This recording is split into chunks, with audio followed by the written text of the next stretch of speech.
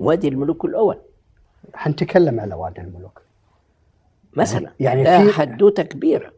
إذا أنت تطرقت له خلي يكون سؤالنا عن وادي الملوك. شنو العظمة في وادي الملوك؟ شنو السر في وادي الملوك؟ ده أصل وادي الملوك الثاني هو اللي موجود في الأقصر. وادي الملوك الأول ممنوع الكلام عنه. ممنوع الكلام عنه؟ منو اللي قال ممنوع الكلام عنه دكتور؟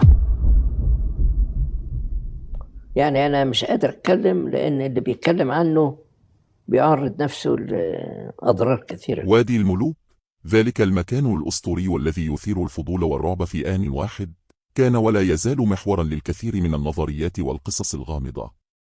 فهو ليس مجرد موقع أثري يحتضن مقابر الفراعنة، بل هو بوابة إلى أسرار قد تغير التاريخ بأكمله، أو على الأقل تعيد رسم الكثير من المفاهيم التي نعرفها. في تحت 4 توابيت، 4 توابيت من غير الصدريه بتاعتهم. ال4 توابيت دول مش عايز اقول عشان محدش يتخض، دول 4 انبياء. 4 انبياء لحمهم زي ما هو، كأن بني ادم قاعد عادي جدا. الفيديو بتاع الصور بتاع ال4 انبياء ده استاذ احمد موجودين. تمام، انا شفت الفيديو بتاع يعني فيديو من جثه اكنه مدفون، مش مدفون، لا هو حي، هو حي، حد حي، مش ميت. طب نكمل. بني ادم قاعد عادي جدا تحت، يعني كأن بني ادم لسه مدفون دلوقتي حالا، بجلده بشعره بلحمه. السؤال الذي يطرح نفسه: ما الذي يخشاه البعض من كشف أسرار هذا الوادي؟ ولماذا يعتقد أن الحديث عنه قد يعرض صاحبه للخطر؟ تم الكشف عن 4 توابيت محفوظة بحالتها الأصلية، بأجسام تبدو وكأنها دفنت بالأمس، وكأن أصحابها ما زالوا أحياء. ومع ذلك لم يتم الإعلان عن تفاصيل هذا الكشف، ولم يفصح عن أي معلومات بشأن هوية أصحاب هذه التوابيت. والأكثر إثارة للجدل أن هناك ادعاءات بأن أحد هذه التوابيت يعود إلى نبي مشهور. من وجهة نظري، وبناء على ما أعلمه من الدين، أعتقد أن الله سبحانه وتعالى قد تكفل بحفظ أنبيائه، وأنه لن يسمح بظهور أجسادهم للبشر. هذا الأمر في علم الله وحده، والله أعلم بما يخفيه المستقبل وما إذا كانت هذه الادعاءات حقيقية أو مجرد شائعات. ما هو وادي الملوك؟ وادي الملوك هو المقبرة الملكية للفراعنة في مصر القديمة، حيث اختير ليكون مثوى أخيرا لأعظم ملوك العصر الفرعوني. يضم الوادي أكثر من 60 مقبرة، بعضها مليء بالكنوز والأساطير، والبعض الآخر مفقود أو لم يتم اكتشافه بالكامل.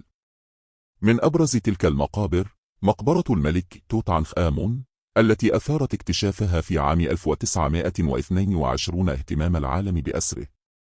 ما يقال عن وادي الملوك؟ يعتقد أن وادي الملوك يحتضن أسرارا لم تكشف بعد، بعضها يتعلق بعلوم غامضة أو قوى روحانية يقال إنها محفوظة في المقابر.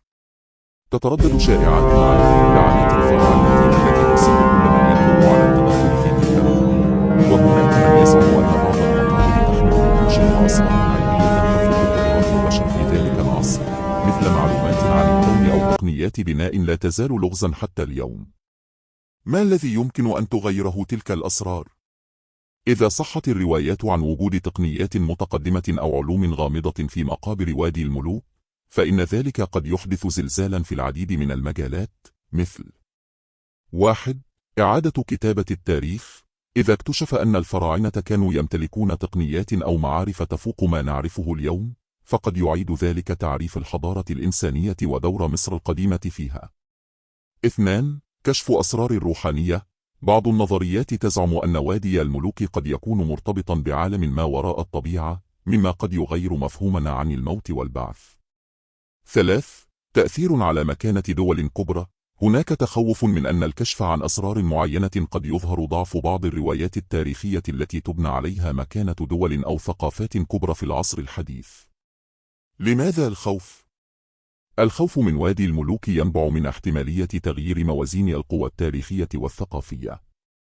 البعض يعتقد أن هناك جهات تعمل على إبقاء تلك الأسرار طي الكتمان، لأن كشفها قد يحدث اضطرابا كبيرا في العلاقات الدولية والسياسية.